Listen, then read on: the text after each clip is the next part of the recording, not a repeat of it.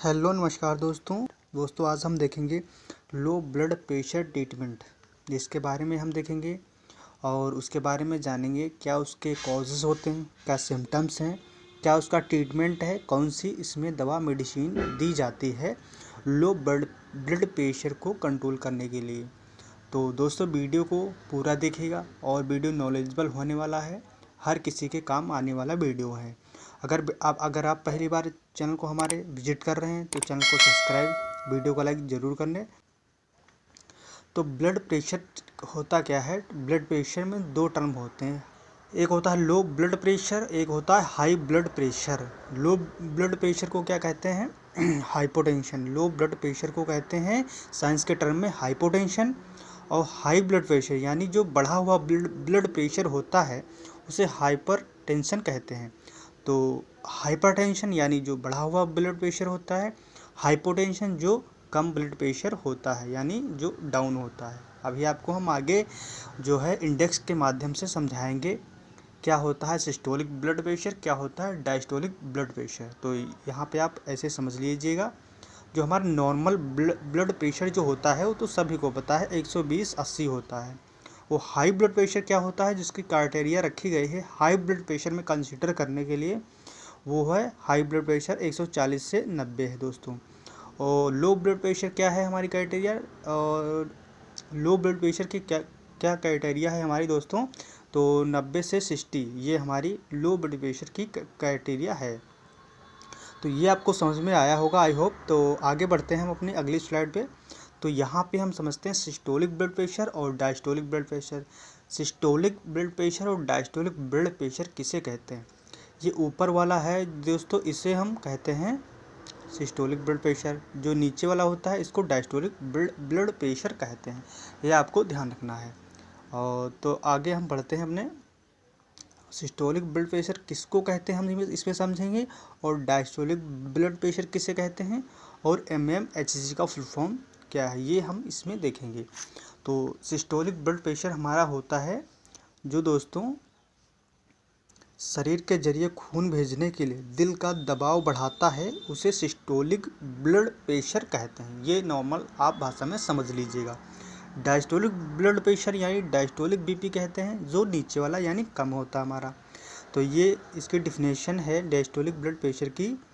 ये उस समय के दबाव की रीडिंग होती है जब हमारा दिल धड़कनों के बीच आराम कर रहा होता है।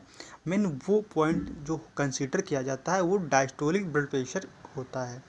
mmHg का फुल फॉर्म होता है जो ब्लड प्रेशर जिसमें मेज़रमेंट किया जाता है, mmHg में मेज़रमेंट किया जाता है, तो मिलीमीटर ऑफ मरकरी इसका ये फुल फॉर्म है दोस्तों, ये ध्यान रखना है।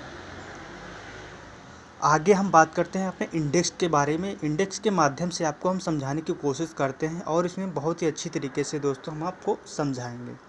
तो वीडियो देखिएगा आप दोस्तों। इसमें क्या है, ब्लड प्रेशर की कैटेगरी दे रखी है। इसमें यहाँ पे सिस्टोलिक ब्लड प्रेशर यानी अपर ऊपर जो उठा हुआ होता है उसे सिस्टोलिक ब्लड प्रेशर हमने बताया पीछे वाली स्लाइड में, और डायस्टोलिक ब्लड प्रेशर तो ये नीचे वाला होता है, आपका लोअर नंबर होता है। तो नॉर्मल ब्लड प्रेशर हमने देखा है भी हमारा कितना होता है, 120 से 180 होता है दोस्तों। ये सिस्टोलिक होता है 120, डायस्टोलिक होता है 80। और एलिवेटेड यानी थोड़ा उठा हुआ, नॉर्मल से थोड़ा उठा हुआ, इसे कंसिडर करते हैं हम अपने सिस्टोलिक ब्लड प्रेशर। हमारा ये होता है 120 से 29 के बीच में ये सिस्टोलिक ब्लड प्रेशर होगा, यानी नॉर्मल से थोड़ा ऊपर। और डायस्टोलिक ब्लड प्रेशर जो हमारा होता है लेस देन 80 यानी कि 80 से कम, थोड़ा भी हो सकता है 80 तक हो सकता है, इसे डायस्टोलिक ब्लड प्रेशर ये कंसीडर करते हैं। तो एलिवेटेड ब्लड प्रेशर आपको समझ में आई होप आया होगा।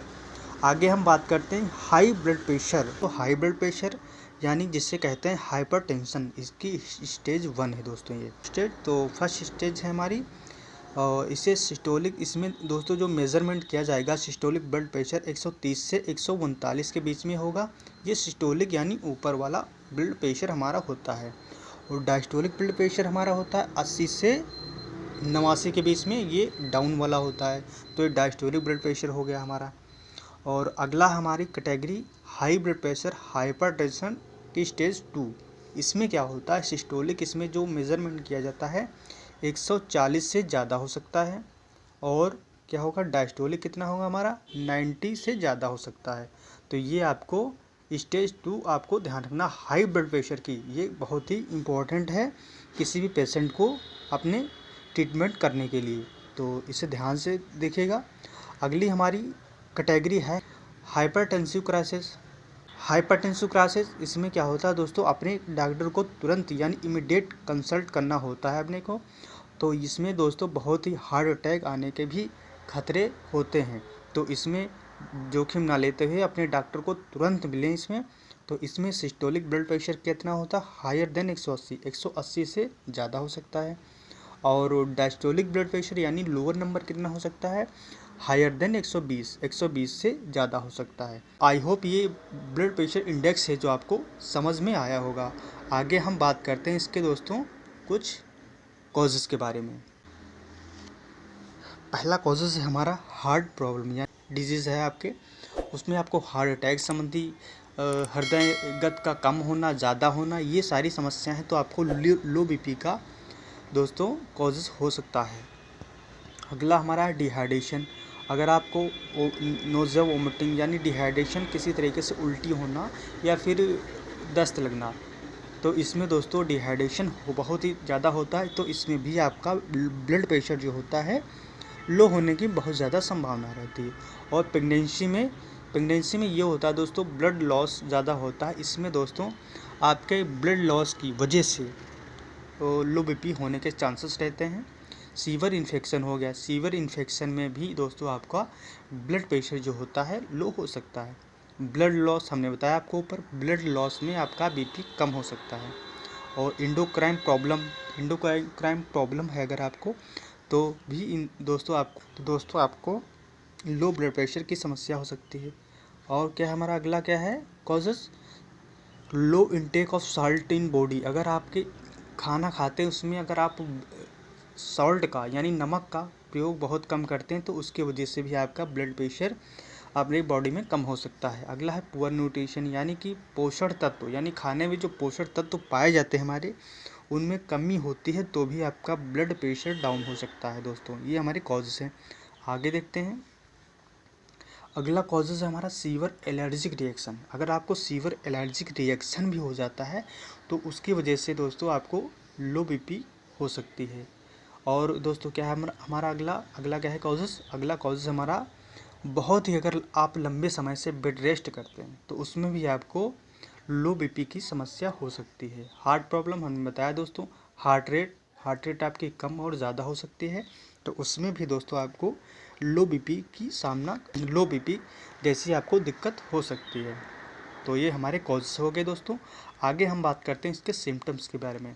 क्या हमारे सिम्टम्स होंगे जिससे हम पेशेंट को समझ सकते हैं कि ये इसकी लो बीपी के सिम्टम्स हैं दोस्तों। तो हमारा पहला है डिजीनेस यानी कि चक्कर आना, बहुत ज़्यादा चक्कर आना, तो लो बीपी की भी ये समस्या हो सकती है। नोज़िया और वोमिटिंग, डिहाइड्रेशन यानी नोज़िया वोमिटिंग डिहाइड्रेशन, एक तरीके से देखा जाए तो शरीर में दोस्तों वाटर लेवल जो आपका होता है वो कम होना। तो पानी अगर कम होगा आपके शरीर में तो न्यूट्रिशन कम होंगे दोस्तों, इसकी वजह से आपका बीपी दोस्तों कम हो सकता है। लेकिन कंसंट्रेशन, अगर आपका कंसंट्रेशन एक तरीके से ना लगना, तो एक जगह पे ना लगना, फोकस ना हो पाना, तो आपका फिर दोस्तों ये लो बीपी आपका सिम्टम्स हो सकते हैं। ब्लड विजन है, डिप्रेशन है, अगर तनाव आपको महसूस होता, तनाव अगर आप लेते हैं तनाव, तो दोस्तों उसमें भी आपका ब्लड प्रेशर डाउन होगा।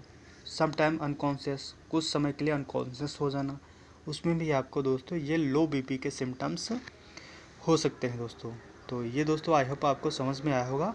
आगे हम बात करते हैं अपनी टैबलेट यानी मेडिसिन, क्या हम दें पेशेंट को जिससे लो बीपी को हम ठीक कर सकते हैं। तो पहली हमारी टैबलेट है दोस्तों फ्लूड्रोकॉर्टिसोन। तो इस टैबलेट को दोस्तों फ्लूड्रोकॉर्टिसोन, इसमें क्या होता है, सोडियम फ्लूड यानी कि नमक और पानी की मात्रा अगर बॉडी में कम होती है तो उस स्थिति में आप लोग फ्लूड्रोकॉर्टिसोन टैबलेट का यूज़ करते हैं। और डिहाइड्रेशन हुआ है आपको यानी पानी की कमी हुई है तो इस टैबलेट का यूज़ करेंगे लो बीपी को इंक्रीज़ करने के लिए। और बूस्ट इन ब्लड वॉल्यूम को टैबलेट ही बूस्ट करती है, यानी कि ब्लड वॉल्यूम को ये बढ़ाती है, देन आपका ब्लड प्रेशर जो है राइज होता है। तो फ्लूरोकॉर्टिसोन टैबलेट दोस्तों लो बीपी में काफ़ी अच्छी है दोस्तों। अगली हमारी टैबलेट है दोस्तों मिडोडिन टैबलेट हो, लो बीपी में इसका यूज होता है। कॉर्निक ऑर्थोस्टैटिक हाइपोटेंशन, यानी हाइपोटेंशन आपका लो बीपी हुआ है, देन ब्लड वेसल्स जो होती हैं आपके बॉडी में उनको ये एक्सपेंड करती है। एक्सपेंड करने के बाद ही दोस्तों आपका ब्लड प्रेशर राइज होता है। तो ये दूसरी में टैबलेट है मिडोड्रिन टैबलेट। इस टैबलेट का भी दोस्तों बहुत ही यूज़ होता है। अगली हमारी टैबलेट है पाइरिडोस्टिजिमाइन। इस टैबलेट का यूज़ होता है लो बीपी में। ये क्या करती है टैबलेट दोस्तों हमारी, ये करती है दोस्तों जो मसल्स होती हैं उनको स्ट्रेंथ यानी ताकत देती है, और डिजीज़ जिस मसल्स में होती है उनको भी दोस्तों ये सही करती है। और क्या करती है, फटीग ड्रग करती है, ये दोस्तों सहायता करती है फटीग, यानी कि आप दोस्तों थकान महसूस करते हैं तो उसमें भी दोस्तों ये टैबलेट यूज़ की जाती है। और अगर आपको थकान होगी तब भी दोस्तों लो बीपी की शिकायत होगी आपको, तो उसमें आपका बीपी दोस्तों डाउन रहेगा। तो इसमें क्या होता है, आपका blood pressure, low blood pressure जो सिम्टम्स देखे जाते हैं उसमें ये दोस्तों टैबलेट बहुत ही अच्छी कारगर है। अगली टैबलेट की बात करते हैं हम दोस्तों अगली टैबलेट ना होकर हमारा इंजेक्शन है इरिथ्रोपोइटीन इंजेक्शन हमारा है लो बीपी, जिसमें इसका उपयोग होता है। कॉमनली इस इंजेक्शन का उपयोग ज़्यादातर एनीमिया यानी जो खून की कमी हो जाती है उसमें दोस्तों आपका ये इंजेक्शन यूज़ होता है लो बीपी के ट्रीटमेंट पे। यानी जिस लेडी के प्रेगनेंसी में बच्चा होता है तो उसमें ब्लड प्रेशर काफ़ी ब्लड जो दोस्तों होता है वो लॉस हो जाता है, या फिर आपका एक्सीडेंट हो गया है उसमें दोस्तों आपका ब्लड प्रेशर काफ़ी लॉस होता है, या फिर आपके ऑपरेशन होना तो उसमें भी दोस्तों ब्लड लॉस होता है। तो ये एनीमिया यानी रक्त की जिसमें कमी हो जाती है और बीपी लो होता है उसमें दोस्तों इरिथ्रोपोइटीन इंजेक्शन का उपयोग किया जाता है। और क्या करता है, इंक्रीज़ करता है आरबीसी को, देन आपका ब्लड प्रेशर राइज होता है। तो दोस्तों ये हमने इंजेक्शन की बात की है, हमने इंजेक्शन देखा है। तो दोस्तों आगे बात करते हैं। तो दोस्तों यही था हमारा आज का लेक्चर। अगर आपका दोस्तों ये वीडियो हमारा अच्छा लगा हो तो चैनल को सब्सक्राइब, वीडियो को लाइक ज़रूर करना दोस्तों। आगे हम बात करेंगे हाई ब्लड प्रेशर के बारे में, तो चैनल को सब्सक्राइब करके नोटिफिकेशन ऑन करना, इससे आने वाली हर एक वीडियो की नोटिफिकेशन आपको मिल सके। धन्यवाद।